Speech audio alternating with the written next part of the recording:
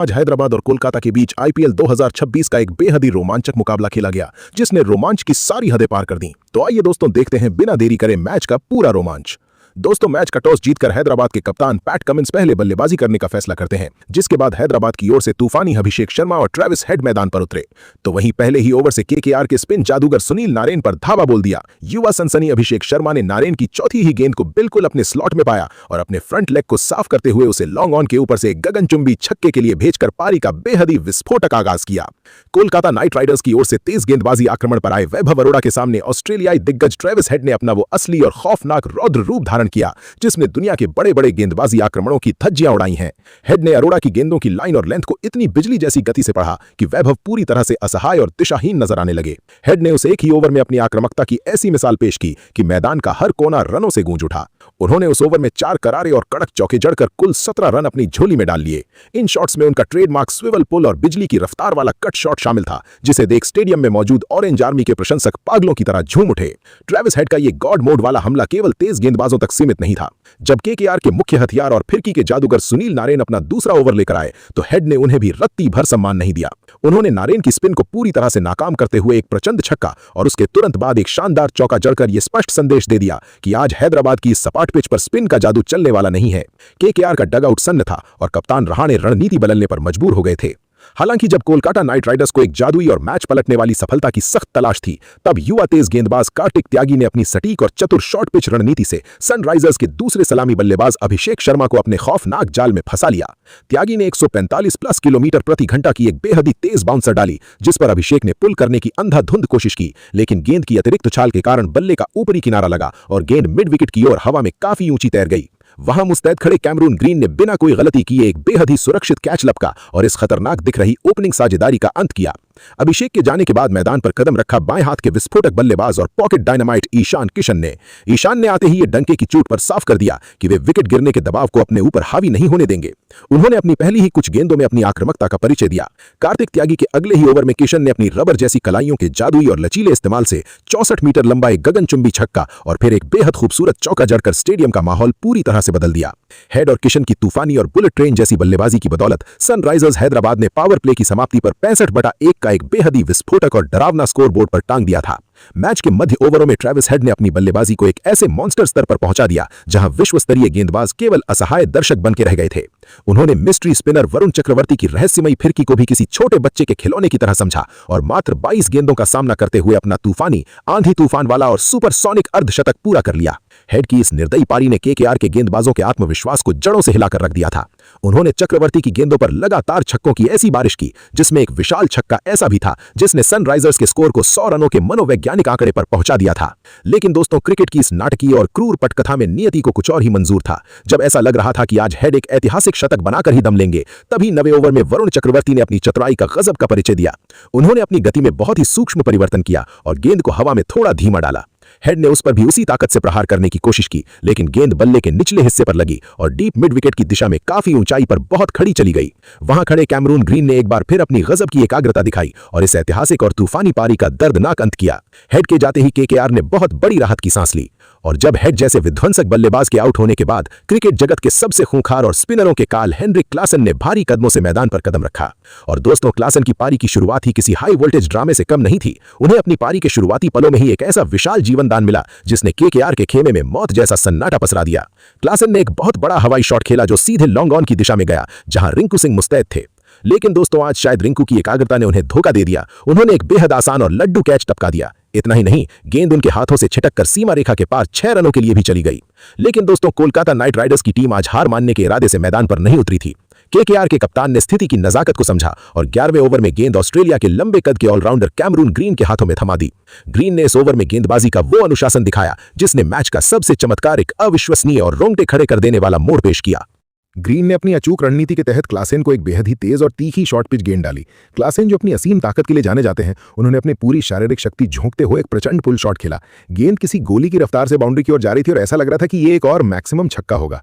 तभी क्रिकेट के इतिहास का एक ऐसा अविश्वसनीय सुपरमैन वाला पल घटित हुआ जिसे बरसों तक याद रखा जाएगा।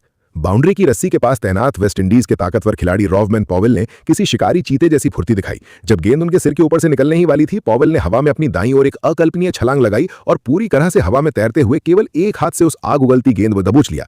मैदान पर गिरते समय भी उन्होंने गेंद पर अपना नियंत्रण बनाए रखा और यह सुनिश्चित किया कि उनका शरीर बाउंड्री लाइन को न छुए। ये कैच इतना अद्भुत और नामुमकिन सा था कि खुद हेनरिक क्लासेन भी अपनी आंखों पर विश्वास नहीं कर पा रहे थे और कुछ पलों के लिए क्रीज पर ही जम गए। पूरा स्टेडियम जो अभी तक शोर से गूंज रहा था, इस अद्भुत कारनामे को देखकर पूरी तरह से सन्न रह गया। अंपायरों ने भी टीवी रिप्ले देखने के बाद इसे क्लीन कैच करार दिया और इसे निर्विवाद रूप से इस सीजन का सर्वश्रेष्ठ कैच घोषित किया गया।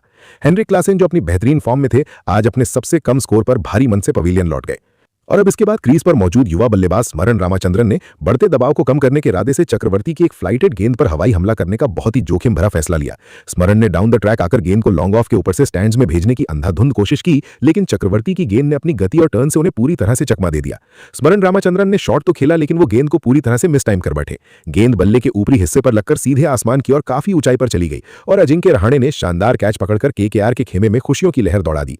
इसी के साथ 12 ओवरों की रोमांचक समाप्ति के बाद सनराइजर्स हैदराबाद का स्कोर बोर्ड पर 125 पर 4 के एक मजबूत मगर चुनौतीपूर्ण आंकड़े तक पहुंच चुका था।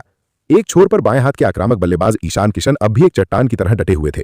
किशन ने अब तक मात्र 20 गेंदों में 30 रनों की एक बेहद सधी हुई, समझदारी भरी और आक्रामक पारी खेली थी। उनके साथ अब अनिकेत वर्मा क्रीज पर आए थे और तभी 13वें ओवर में कैमरून ग्रीन की एक लेग साइड की ओर जाती गेंद पर ईशान किशन ने अपनी ताकत का इस्तेमाल करते हुए करारा पुल शॉट खेला, जहां गेंद बल्ले का मामूली हिस्सा लेकर बाउंड्री के बाहर 4 रनों के लिए चली गई। लेकिन दोस्तों, केकेआर के स्पिन जादूगर वरुण चक्रवर्ती आज किसी और ही मिट्टी के बने थे। पारी के 14वें ओवर में वरुण ने एक जादुई लेग ब्रेक डाली, जिस पर अनिकेत वर्मा ने हवाई फायर करने की कोशिश की, लेकिन गेंद ने बल्ले का ऊपरी किनारा लिया और कवर की दिशा में हवा में बहुत ऊंची चली गई। केकेआर के कप्तान अजिंक्य रहाणे ने पीछे की ओर दौड़ते हुए अपनी आंखें गेंद पर जमाए रखीं और एक बेहद ही अद्भुत रनिंग कैच लपककर अनिकेत को पवेलियन भेज दिया। यह वरुण चक्रवर्ती का तीसरा और मैच का एक बहुत बड़ा विकेट था।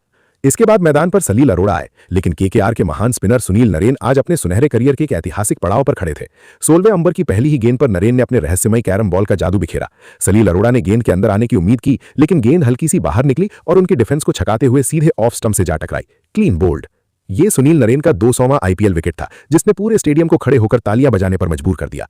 नरेन यही नहीं रुके। इसी ओवर की 5वीं गेंद पर ईशान किशन ने उन पर प्रहार करने के लिए कदमों का इस्तेमाल किया और काउ कॉर्नर के ऊपर से एक मजबूत और गगनचुंबी छक्का जड़कर रनों की रफ्तार बढ़ाने की कोशिश की। लेकिन अगली ही गेंद पर नरेन ने अपनी चतुराई दिखाई और गेंद को थोड़ा बाहर की ओर खींचा। ईशान ने फिर से बड़ा शॉट खेलने का प्रयास किया, लेकिन इस बार गेंद को पर्याप्त दूरी नहीं मिली और लॉन्ग ऑफ पर अनुकूल रॉय ने एक आसान सा कैच लपककर हैदराबाद की रही सही उम्मीदों को भी बहुत बड़ा झटका दे दिया। पारी के अंतिम चरणों में सनराइजर्स की खतरनाक बल्लेबाजी पूरी तरह से ताश के पत्तों की तरह बिखरती नजर आई। कप्तान पैट कमिंस ने मैदान पर आते ही अनुकूल रॉय के खिलाफ अपनी ताकत दिखाई और लॉन्ग ऑन के ऊपर से एक गजब का 88 मीटर लंबा छक्का जड़कर दर्शकों में थोड़ी जान फूंक दी।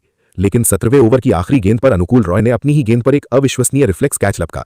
कमिंस ने गेंद को सीधे गेंदबाज की ओर बहुत जोर से हिट किया था, लेकिन अनुकूल ने नीचे झुकते हुए बहुत ही तेजी से अपनी उंगलियों को गेंद के नीचे रखा। टीवी अंपायर के कई रिप्ले के बाद कमिंस को आउट करार दिया गया और हैदराबाद का 8वां विकेट गिर गया।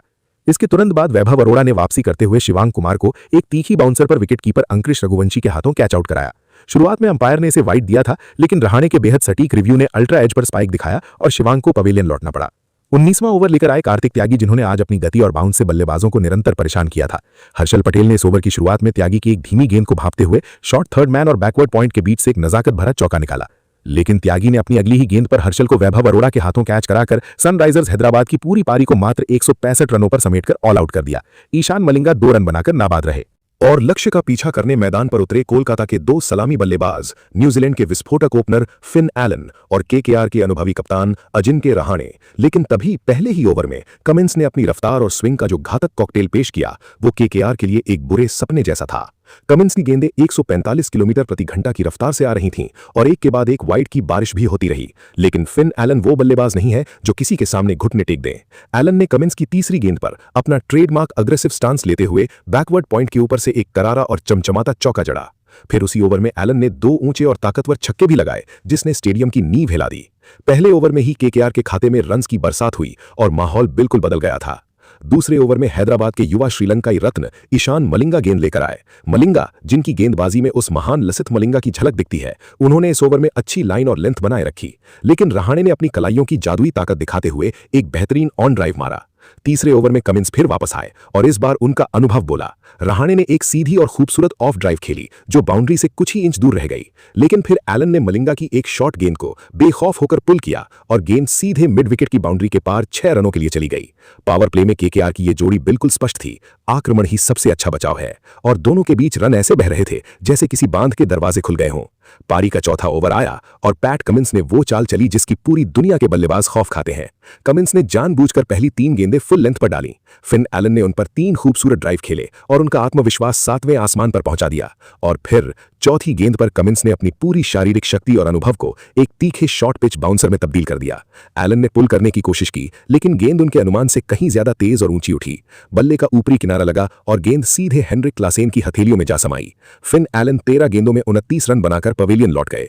3 चौके और 2 छक्के जड़ने के बाद एलन की तूफानी पारी का यह दर्दनाक अंत था, लेकिन उन्होंने जो आग लगाई थी वो केकेआर को 49-1 के स्कोर तक पहुंचा चुकी थी। पूरा स्टेडियम गूंज उठा। ऑरेंज आर्मी को अब जीत की एक किरण दिखाई दे रही थी। एलन के जाने के बाद मैदान पर आए केकेआर के युवा और प्रतिभाशाली बल्लेबाज अंगकृष रघुवंशी, वो नाम जिसे क्रिकेट की दुनिया आने वाले कई वर्षों तक याद रखेगी। अंगकृष का स्वागत हुआ ईशान मलिंगा की एक तेज इन स्विंगर से। पहली गेंद ने उनके पैड को छुआ और स्टेडियम में एक जोरदार अपील हुई, लेकिन अंपायर ने नॉट आउट का इशारा किया। अंगकृष ने उस पल को शांत चित्त से झेला और अपनी पारी की नींव रखनी शुरू की।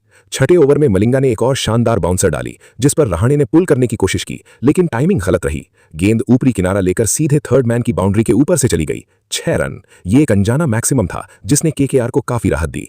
मलिंगा का वो ओवर खर्चीला रहा और 16 रन उस ओवर में गए। कप्तान पैट कमिंस ने अब गेंद सौंपी हर्षल पटेल को, उस अनुभवी और चतुर गेंदबाज को जो अपनी स्लोअर बॉल और स्विंग का उस्ताद माना जाता है।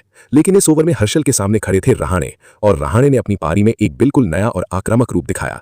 उन्होंने हर्षल की एक स्लोअर चेंज अप गेंद को पहले ही भांप लिया और डाउन द ग्राउंड एक करारा और सीधा छक्का जड़ दिया जो लॉन्ग ऑन स्टैंड में जा गिरा। रहाणे की ये बल्लेबाजी देख डगआउट में पैट कमिंस के चेहरे पर चिंता की लकीरें साफ देखी जा सकती थीं। 8वें ओवर में मलिंगा के खिलाफ रहाणे और अंगकृष ने मिलकर एक के बाद एक चौके बरसाए। केकेआर की रन रेट अब पूरी तरह से उनके नियंत्रण में थी। 8 ओवर के बाद केकेआर का स्कोर था 77-1 और अब मात्र 89 रन बाकी थे। कमिंस तीसरी बार गेंद लेकर आए। उनकी आंखों में संकल्प था, ये मैच उन्हें हर हाल में जीतना था। कमिंस ने इस ओवर में अपनी गति को थोड़ा कम कर सीम अप डिलीवरी से रहाणे को छकाने की कोशिश की। रहाणे ने फ्लिक करने की कोशिश की, लेकिन गेंद बल्ले के किनारे से लगकर बाउंड्री तक पहुंच गई। इसी ओवर में कमिंस ने एक ऐसी यॉर्कर डाली जिसे देख पूरा स्टेडियम सन्न हो गया। गेंद इंच परफेक्ट थी और सीधे अंगकृष के पैर के अंगूठे पर लगी। अंपायर के सामने बहुत बड़ी अपील हुई, लेकिन रिव्यू में साफ हो गया कि गेंद का इंपैक्ट ऑफ स्टंप से बाहर था। अंगकृष ने राहत की सांस ली और अगली गेंद पर कमिंस को एक खूबसूरत कट शॉट से जवाब दिया।